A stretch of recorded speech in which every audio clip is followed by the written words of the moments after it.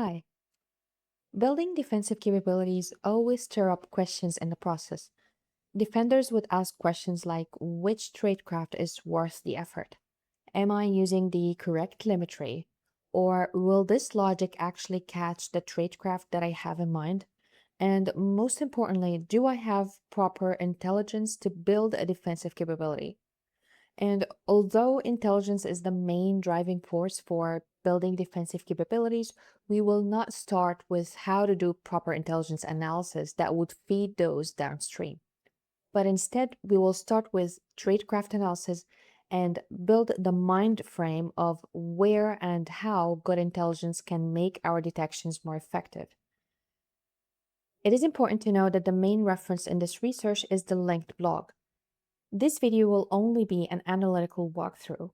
We will pick an actor, study their capabilities and tradecraft, reason about how and what forced them to evolve, their smart and not so smart moves, and along the way, we develop a structured procedure for intelligence gathering that can enable proactive defenses. When an actor is forced to evolve, you get to see why each new capability entered their toolkit. And since the Iranian actors are under the most visible evolutionary pressure right now, Muddy Water is going to be our subject for analysis in this series.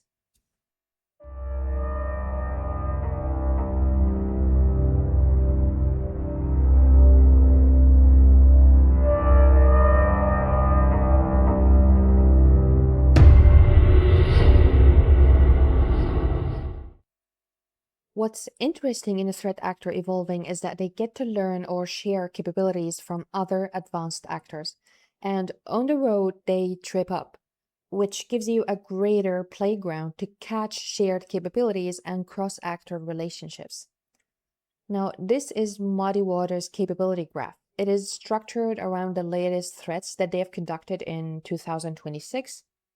It is worth naming that currently Muddy Water is a wide surface actor, so they don't specialize in one narrow tactic or technique family. Previously, Muddy Water was reaching for wipers for weaponization, which is loud and destructive. Now, recently they have evolved to identity weaponization, so reaching for signed RMM agents as a cover and using blockchain hosted C2s. Now, that doesn't necessarily mean that they have shifted away entirely from the destructive and loud modus operandi towards being stealthy and legitimate, because threat actors don't abandon their signature tradecraft that easily, especially that they have made high impact objective gains from it. But instead, what they prefer to do is to keep them in their arsenal and let shadow operatives run around in the wild and execute it, while they spend the most effort in evolving. And that's the kind of moving target that makes behavioral analysis worth doing, because really, catching the current binary will be a lower bar than catching the next one that they will write. So we won't cover everything on this graph. It's just the capabilities that surround or sort of enables GhostBackdoor, because GhostBackdoor will be the focus in this episode. So starting off with the first technique, which is RMM abuse. The most important thing to understand about it is that when it works, there is no malware to detect. The agent is signed by the RMM vendor, and the C2 channel is the RMM's own encrypted plane. So from an EDR's perspective, this looks like legitimate remote management software that's behaving normally. And also, when it comes to detecting RMM abuse, that is totally a different game, which we will cover in later episodes. So the next two techniques are PowerShell abuse and WMI abuse. These two together are Muddy Water's execution runtime. They used to do PowerShell abuse via VPA macros, which is the classical path. It's been in the group's playbook since 2017. Now, the stealthier variant we can see in most recent events is WMI. So we can see that they're shifting from PowerShell to WMI.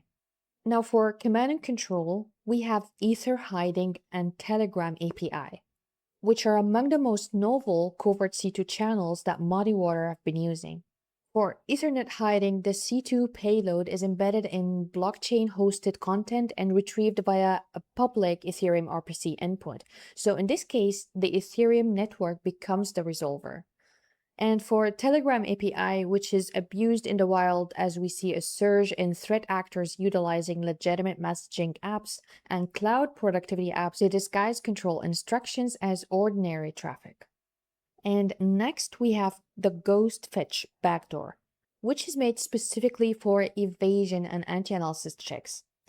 And by looking at its capabilities, Ghost Fetch uses virtualization and sandbox evasion and multiple other hardware checks to spot a debugger. Now, if you think about it, Ghost Fetch is sort of a gate. If the anti-analysis checks fail, no payload gets delivered at all, which means a sandbox seeing Ghost Fetch behaving benignly, that is by design. And in fact, a loader detection in most cases is a very different problem than payload detection. All right, so now we pivot to Ghost Backdoor, the implant that we're going to analyze. Keep in mind that Ghost Backdoor is a Rust implant, but our POC would be in C. So as we see here, spear phishing leads to Ghost Backdoor, which is enabled by PowerShell abuse. So the arrival chain is the phishing email lands, and then you have macro that fires, then the PowerShell stager runs, and then Ghost Backdoor drops.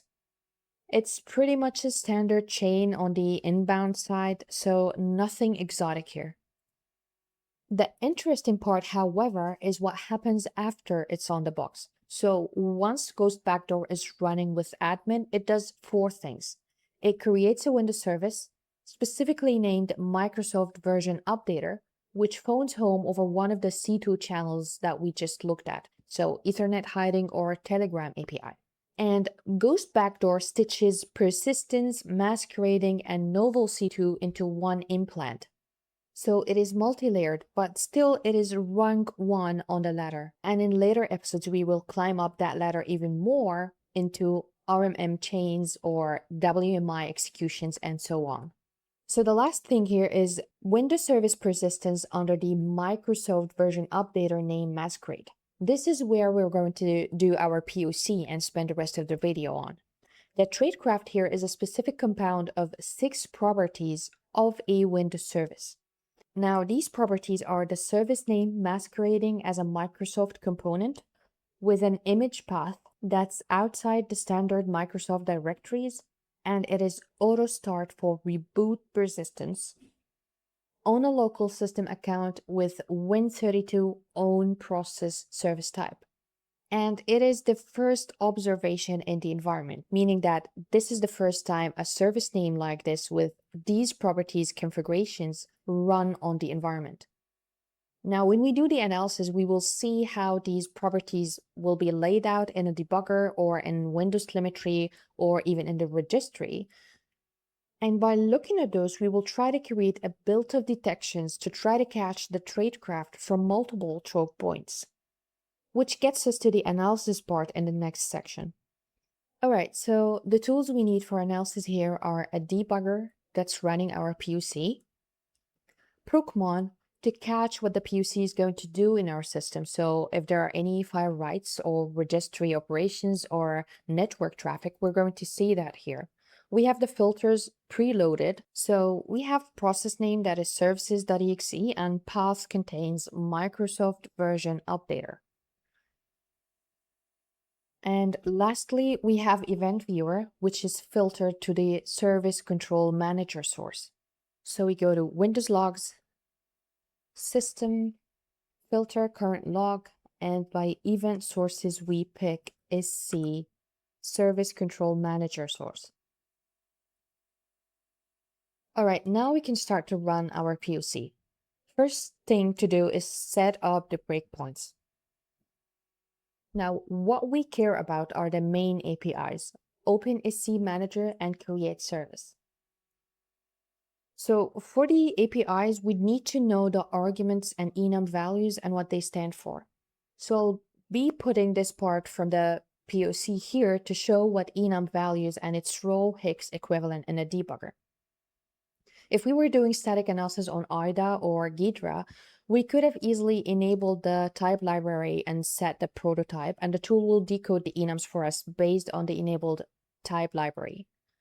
But we don't need static analysis in this case. It is a simple POC and we can do just fine in a debugger. All right, so now we hit our first F9 so we can run the debugger. Now the first breakpoint is the main entry point, so we hit F9 again, and the break fires immediately. We have OpenSC Manager.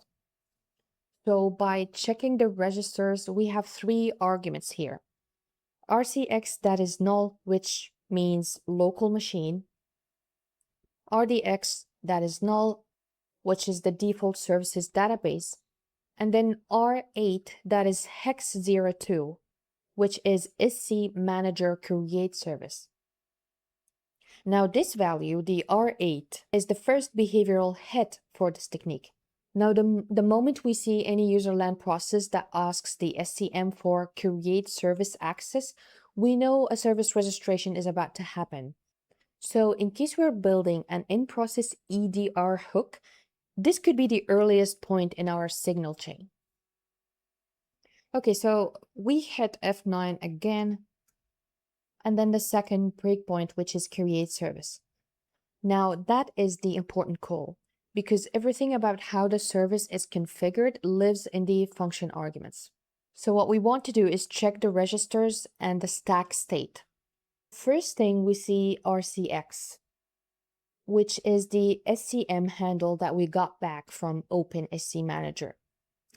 And then RDX, which is a pointer to a wide string. Now let's follow that and dump. And we get Microsoft version updater.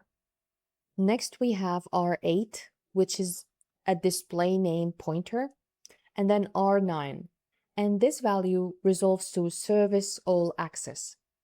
So next we have the stack arguments. The first one is hex10, which resolves to service Win32 own process, which is a service type. Next we have hex02, that is service auto start. Next we have 01, which is service error normal. And another pointer to a wide string, so following that and dump, we get the path that's under program data, which is the user writable image path that's outside the standard Microsoft directories. And one more thing to notice here is this null value. And when it is null, the SCM defaults the service account to local system. So let's continue running by hitting F9.